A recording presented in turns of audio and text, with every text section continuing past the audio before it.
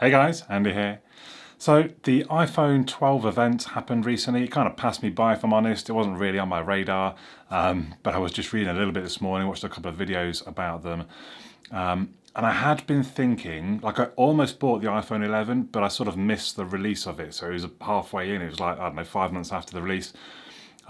Just because I feel it helps me understand a bit better just general phone tech, doesn't it really? I mean, the iPhones are a massive big slice of the market share, and I don't really use them. So I did buy the SE this year. I think it's a good device, but I've never had sort of one of Apple's main top-end devices. So I thought, well, let's just take a look at what they announced. Let's take a bit of a brief look over the different devices and which perhaps I might buy.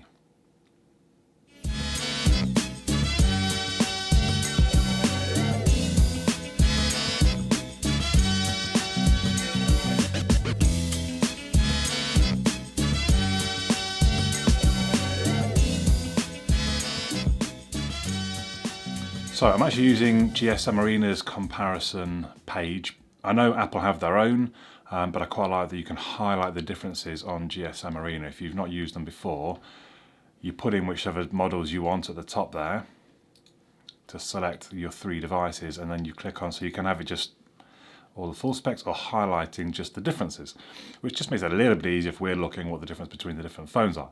So I'm starting off with just the 12, the 12 Pro and the 12 Max. Now, there is obviously a mini as well, and if I briefly go over the pricing of the different devices, the mini is $699, the 12 is $799, but those two are both 64 gig as the base level, which does seem a little low. You've got to put £50 onto each one of those if you want to get to 128 gig, which is where the 12 Pros start. And the 12 Pro is $999, and the 12 Pro Max is $1,099. So interesting array of prices they now have, with the iPhone SE down at, was it 400, $399 perhaps. So they've now properly got, I mean, I guess they would call it budget, the SE, and then the mid-range being the 12, and then the high end being the Pro. So we will come back to the mini shortly, but I'll go through just the 12s and the 12 Pro initially.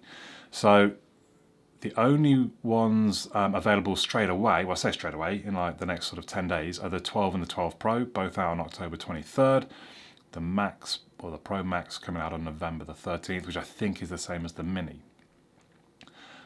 So we see one difference here in the build, aluminium frame against the stainless steel frames of the Pro. Most of the rest of that there, the weight, sorry, 164 grams, which is not bad, that's quite light. 189, fairly average. 228, whoa, that's a heavy device, 228 grams. Come down through the rest of the body, no difference in the sim. So the displays. So we get a difference here in the brightness, as you can see. 800 nits on the Pro devices to 625 on the 12. 625, that should be fine, to be honest. I don't think there's necessarily a massive need to go up to 800. Interestingly, their peak is all the same, and it's actually, otherwise they're all Super Retina XDR OLED. So I think it's great they've all gone OLED. That is definitely an improvement. So the screen size is the same on the 12 and the 12 Pro, with the same ratio and the same pixels per inch. So that's quite interesting. Obviously then we get a bigger display, but with a slightly lower pixel, I mean like 2, basically the same pixels per inch on the Max. Interesting, I was watching a video where they talked about they've got this crystal shield, ceramic shield in the screens. Interesting, I don't know how that compares to Gorilla Glass. Is it better, is it worse? I don't know, we might have to wait for, what's his name, to start scratching away at the screens. Obviously the sort of platform is going to be the same. The Apple A14 Bionic 5nm, that is thin. I think the thinnest Android do at the minute is 7. So that should help the battery life for one, and I think everybody knows the A14 is going to be a powerful chip. It's really powerful. So that's obviously all very good. Onto the cameras. Now I think the cameras is where they say the Pro devices are going to separate themselves from the regular 12s. We can see that the Max does have a bigger sensor. I think that's what that bit is. It does have a bigger sensor, and it has sensor shift optical image stabilization, which from what I can understand, rather than it being, so regular optical image stabilization. It was just one lens. They use the gyros and the sensors to keep your image steady. I think the sensor shift is the whole block is in a slight, I don't know if it's literally is a floating unit so that all of the lenses get the optical image stabilization. So that sounds good. Interestingly, it's an f2.2 on the bigger phone, so that's not as good as f2.0. I mean, f2.4 there on the regular look. Oh, maybe it's 1.6 there. They're all 1.6 there. So, that's just a telephoto, which, okay, fair enough. So the Max has a 2.5 times optical. Just the Pro has the 2, and obviously the regular doesn't have any zoom lens at all. So it does have the ultra wide. I think they all have the same ultra wide. Yeah. But the Pros have the telephoto lens. The LiDAR scanner is only on the Pro. I mean, what I believe, the LiDAR is basically what self-driving cars use to scan the area as they're driving through. So that should help with depth sensing, and I would imagine with face unlock too, I would think. But that kind of makes out, is that on the LiDAR facing outwards rather than at your face? So maybe not actually. TOF 3D, don't know. What else? Yeah, I couldn't quite understand this bit. So 4K up to 60 frames per second on all of them. 1080p up to 240 on all of them, and then this bit, Dolby Vision HDR up to 30, Dolby Vision, and the Pros go up to 60. So I guess is that a special mode, Dolby Vision HDR? So it's just HDR video, I suppose. Can be done at 60 frames per second on the Max versions. Most people aren't going to be that bothered by that, I don't think. I mean, most of my videos still go up at 30 frames per second that you guys watch. I don't think that's an issue. Selfie camera looks to be the same on all models. Speakers the same, all the kind of comms and radios the same, same. So battery will be a bit interesting. Obviously, I did have a bit of a look around. I hoped that GS Marina might have the actual milliamp hours for the batteries, but it doesn't. So standby, 17 hours, multimedia. Well, actually, the music plays 65. I mean, they're all pretty similar, but the Max obviously does have longer battery life. And then we're into the different colours. Blue, white, red, green, blue.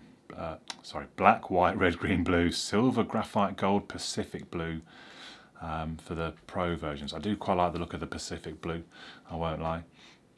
So now let's just change in. So I'm actually going to...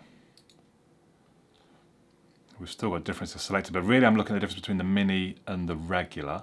So again, we're talking about £100 difference from the Mini up to the regular. Now, I'm not going to lie, that really, 135 grams. So apparently it is slightly smaller. This is my iPhone SE 2020, just for any kind of comparison. That is my Pixel 4. And the iPhone 12 mini is going to be even smaller than the SE. Not a lot, but it will be smaller. And 135 grams. In fact, maybe one of the comparisons I should have thrown in would have been the SE.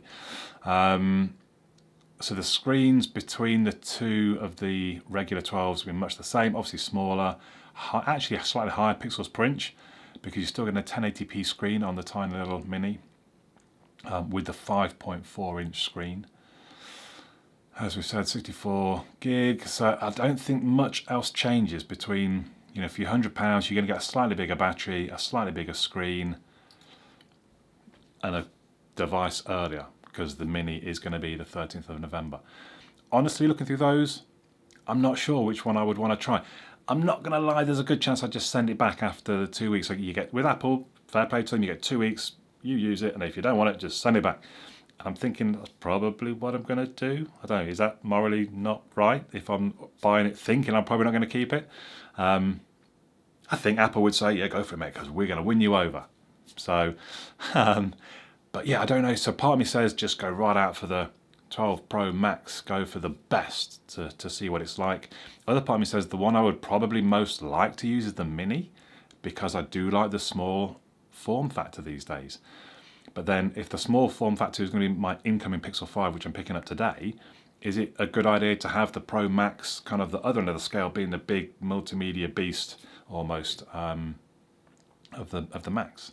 I don't know. Let me know your thoughts in the comments down below. Which do you think I should try? And I'm not going to buy one of each. I mean, I wish I was in a position that Apple would send me things. I'd love to be trying the difference and really compare you know, what do you get for the money? Because I think it is. To be fair to them, they've got a good selection across the different price ranges, and I've talked a lot about how the mid-range really is the place to be this year, and actually the 12 mini at $699, maybe $749 because you want the 128 gig. I don't know, is that almost pushing above the mid-range now? People sort of argued that the Pixel 5 perhaps isn't mid-range, it's too much at £600. So you're going up another 150 to get to the iPhone 12 mini. That would actually be quite a nice comparison, the 12 mini versus the Pixel 5. Oh, I didn't mention, obviously, they all have 5G, which is a thing now, I think, in the UK. I have upgraded my plan to a 5G. They didn't mention high refresh rate screens, so I guess these are all 60 Hz screens. I don't think it said on the specs there, so that's kind of interesting. And it is interesting. I mean, it's Apple. They look the same as they have for the last few years, I suppose. And also interesting, the one video, I think it was Dave Lee that I watched, where he kind of brought up the fact that they're not putting charging bricks in their box anymore, and how much carbon, whatever footprint it was going to save, and it's like taking 500 million cars off the road or something, I don't know. And interestingly, the comments on his video were flooded with people talking about that. That's the big thing that I think all Apple users are kind of like, I'm not having that. They're talking crap. If they really wanted to save the environment, switch it over to USB Type-C. So I think it's still a Lightning charger, which is a bit disappointing if I'm honest. Well, it's very disappointing really, because all of my charging is USB Type-C. They're saying you'd switch over to USB Type-C if you cared about the environment, to stop people having to buy different charging bricks, and you'd allow third-party repairers. So yeah, but there's loads of comments. That was overridingly the thing that people picked out from the video. So there we go. I think it's interesting. I will be. I don't know, there's a chance I don't even bother buying one of them, because I kind of think maybe it is a lot of money, and I feel a bit bad if I'm already thinking I've just sent it straight back again. But let me know your thoughts in the comments down below. But for now, my name's Andy, and I'll catch you all again soon.